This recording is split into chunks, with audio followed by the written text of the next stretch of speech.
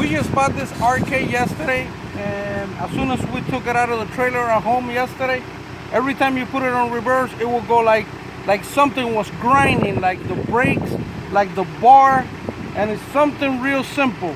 It's just the cover of the bar that goes into the four-wheel drive. It breaks, it's very thin, it breaks. All you need to go is go under the tractor, pull the cover down and try to weld it again, and that's it. The noise is gone.